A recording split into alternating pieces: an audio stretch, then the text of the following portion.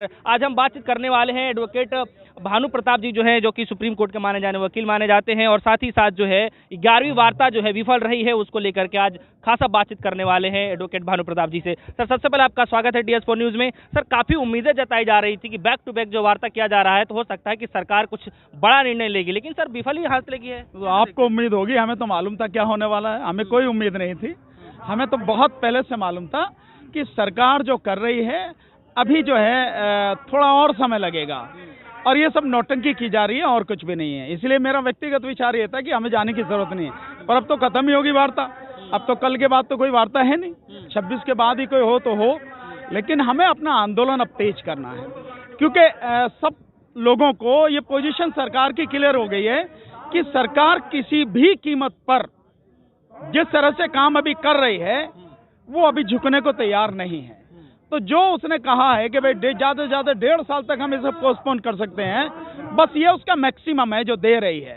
तो इसका मतलब ये है कि जो मैंने पहले कहा कि सरकार को उखाड़ के फेंकना, सरकार को उखाड़ के फेंकना ही इस समस्या का हल है और कोई हल नहीं है।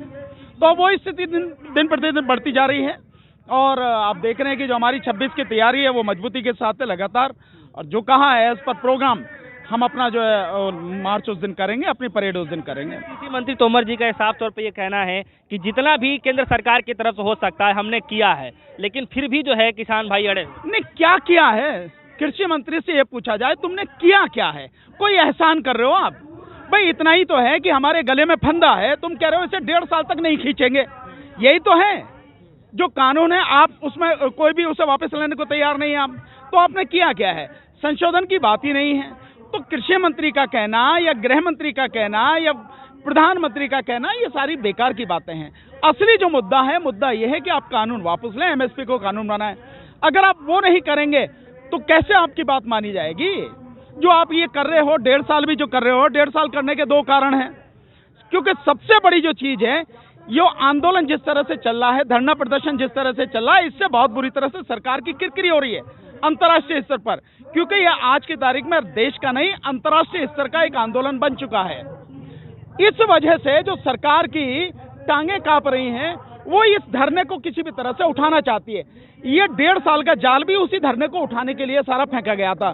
दूसरा, उत्तर प्रदेश में मार्च में, अगले साल मार्च में चुनाव है, तो 15 महीने बाद चुनाव होने हैं, और पंजाब में चुनाव है, उत्तराखंड में चुनाव है। मैं मान सकता हूं पंजाब में आपको चलो नहीं है कि ठीक है पंजाब को आपने छोड़ दिया, उत्तर प्रदेश को कैसे छोड़ दोगे?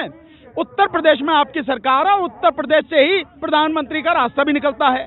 तो आप इस प्रदेश में जो चुनाव में कहीं कोई दिक्कत ना आए उसके लिए आप ये जाल फैला रहे हो। हमें ये सारी चीजें समझ में आ रही हैं कि ये चुनावी स्टंट है और कुछ नहीं है। इसलिए उनके प्रवक्ताओं का साफ तौर पर यह कहना है कि किसान भाई जो अड़े हुए हैं, बैठे हुए इतने दिनों से, उनका एक ही मकसद है सन 2022 और 24 का चुनाव जो है ये राजनीतिक पहलुओं से करने के प्रयास। नहीं, राजनीति तुम नहीं कर रहे हो क्या? किसी के बाप की वो है बपति की राजनीति, वही करेगा और नहीं करेगा। भाई इंसान के घर से ही राजनीति शुरू हो जाती है। मेरा कदम जैसे घर से बाहर निकलता है, राजनीति शुरू हो गई। हर चीज यहाँ राजनीति से प्रभावित है, हर चीज राजनीति से कंट्रोल्ड है। तो क्यों नहीं राजनीति होगी यहाँ पे, और क्यों नहीं राजनीति की जाएगी? क्या तुमने ही खा रखा राजनीति का ठेका? तुम्ही ने ले रखा है क्या? जब एक चाय वाला राजनीति कर सके तो बाकी लोग भी तो राजनीति कर सकते हैं। ये स्थिति है। सर, एक सवाल है यहाँ पे कि वो कह रहे हैं कि जितने भी ऑप्शंस हो सकते थे सारे ऑप्शंस उन्होंने लगा दिए हैं केंद्र सरकार की तरफ से। रक्षा केंद्रीय मंत्री जो वो हैं, कृषि मंत्री जो है, उनका साफ तौर पे कहना है कि जितना भी हो सकता था हमने कर लिया है, लेकिन अब हम वार्ता तभी बुलाएंगे जब वो 1.5 साल वाला जो हम लेकर के प्रस्ताव उसको नहीं, हम कुछ भी नहीं करेंगे। हम अपने आंदोलन को मजबूत करेंगे, और दिल्ली के आसपास के जो 4-5 रास्ते छूटे हुए हैं, अब इन रास्तों को ब्लॉक करने की हम बात करेंगे, और इससे आगे की बात करेंगे। अब तुम समझ क्या रखा तुमने? अभी तो हमारी परेड ही देखो जो 26 तारीख को होने वाली है। इसके बाद हम जो और मजबूती से काम करेंगे पूरे देश में। उड़ीसा से लोग आ गए हैं यहाँ पे, बिहार में आंदोलन चल रहा है लगातार, में पटना में, कलकत्ता में लगातार चल रहा है, तमिलनाडु में 3 जगह पे लगातार चल रहा है। लगातार ये आंदोलन बढ़ रहा है। कर्नाटक में आपने देखा भी कितना जबरदस्त तरीके से हो रहा है। हम देश के जो भी कोने, जो भी इलाका रह गया, वहां जाके लोगों को जगाएंगे, यहाँ लाएंगे, और ये दिल्ली के जितने भी रास्ते हैं उन सबको जाम करेंगे। सरकार ये ना समझे कि हम वैसे ही हैं हम। तो जो तुमने करना है तुम करो, हमें जो करना है अब हम वो करेंगे। सर, एक शार्प शूटर की जो है सर खबर आ रही है, और अब उसने सफाई भी दिया है कि जबरदस्ती मुझे करके बुलवाया जा रहा है कि हम 4 नेता। देखिए, शार्प शूटर क्या है? ये सब सुपारी किलर, शार्प शूटर, ये तो पैसे के हैं, और सरकार चाहती है कि कुछ लोग मारे जाएं दंगा भड़के, और दंगा जैसे ही भड़केगा वो उसका लाभ उठा के उसके ताकत के दम पे इसको दबाना चाहेगी।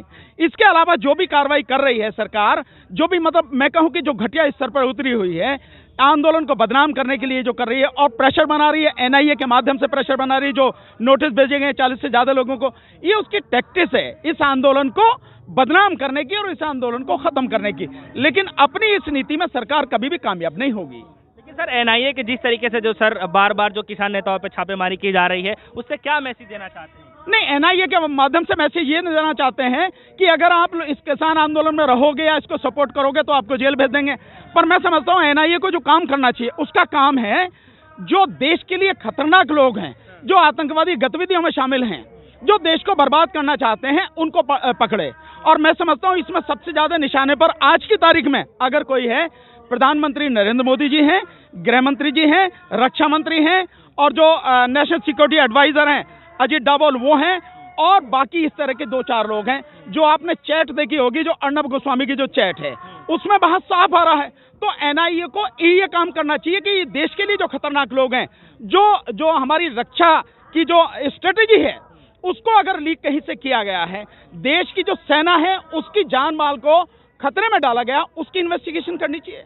या किसानों पे क्या कर रही है? भाई किसान तो अपने जो मेहनत का कमाया हुआ है उसी को हिला के खा भी रहा और आंदोलन कर रहा, बड़े आराम से, ईमानदारी से, शांतिपूर्वक तरीके से कर रहा। उसकी क्या जांच करनी है? जांच उनकी करनी है कि क्या प्रधानमंत्री की तरफ से लीक की गई है बात, क्या जो है होम मिनिस्टर की तरफ से की गई है, क्या रक्षा मंत्री की तरफ से की गई है, या जो राष्ट्रीय सुरक्षा सलाहकार हैं अजीत डोभाल उनकी तरफ से लीक की गई है। आखिर एक पत्रकार के पास में इतनी सेंसिटिव जानकारी कैसे है? पुलवामा में हमारे 44 जवान सीआरपी के शहीद होते हैं और वो जश्न मना रहे हैं, वो कह रहे हैं बहुत बढ़िया होगा, इससे हमें बड़ा फायदा हुआ। जो आगे जो बालाकोट की घटना 3 दिन पहले मालूम है, और आप उसको चैट को शेयर भी कर रहे हो किसी और व्यक्ति से। माना आपके पास से इंफॉर्मेशन आप अपने पास रखते हैं, लेकिन आप उसे शेयर भी कर रहे हैं।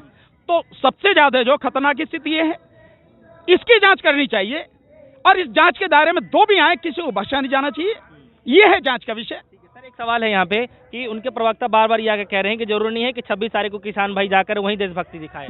कहाँ पे? दिल्ली में। नहीं, देशभक्ति का सर्टिफिकेट तुमसे लेना पड़ेगा। ये कीड़े मकोड़े देंगे हमें देशभक्ति का सर्टिफिकेट? हमें मालूम है देशभक्ति क्या होती है, कैसे होती है, समझे ना? ये हमें सर्टिफिकेट की जरूरत नहीं है।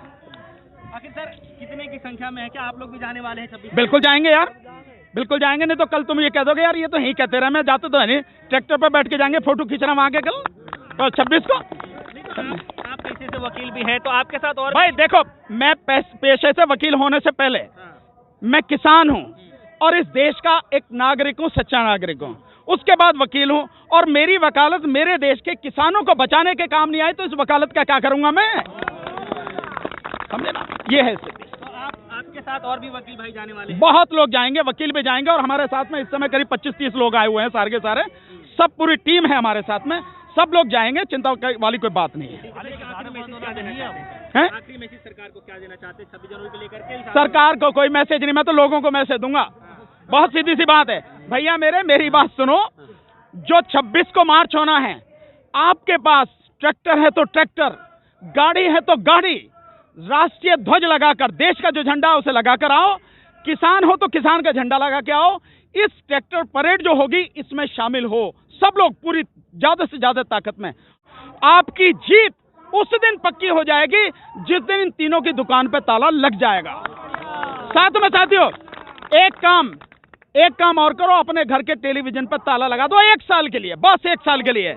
और साथ में हफ्ते में 1 दिन इस आंदोलन के लिए दो, चाहे जहां आओ, चाहे यहां पर आओ गाजीपुर बॉर्डर पर, चाहे सिंगो बॉर्डर पर जाओ, चाहे टिकरी बॉर्डर पर जाओ, और चाहे आप जो है राजस्थान बॉर्डर पे या चिल्ला बॉर्डर पे, और चाहे पलवल, जिस भी जगह जा सकते हो, जहां आपको पास में पड़ता हो, हफ्ते में 1 दिन जरूर इस आंदोलन में अपना दो, ये भागीदारी देनी है। तो बहुत बहुत धन्यवाद। ये हमारे साथ मौजूद थे एडवोकेट भानु प्रताप जी, जो कि सुप्रीम कोर्ट के माने जाने वकील हैं, और ये लगातार जितने भी किसानों का आंदोलन चलता रहा है, चाहे अन्य जितने भी आंदोलन चलता रहा है, वहाँ पे जाते रहते हैं, और जो है जो भी देश की भलाई के लिए, जो भी देश के हित के लिए होता है, वो वहाँ से प्रकट करते हैं। हालांकि किसान भाइयों के साफ तौर पर कहना है कि 26 जनवरी को जो है वो बड़ी मात्रा में, जो बड़ी संख्या में जो है यहाँ से जाने वाले हैं और आंदोलन करने वाले हैं, और वहाँ पे परेड भी निकालेंगे। और साथ ही साथ में जो है सुप्रीम कोर्ट के माने जाने वकील जो एडवोकेट भानु प्रताप जी है, उनका भी साफ तौर पर यह कहना है कि उनके साथ और भी जो एडवोकेट है वो भी उनके साथ में जाएंगे, कदम से कदम मिलाएंगे और ट्रैक्टर टोली में वो भी हिस्सा लेंगे। फिलहाल के लिए इतना ही, जुड़ रहेगा हमारे साथ, देखते रहिएगा DSO न्यूज़। धन्यवाद।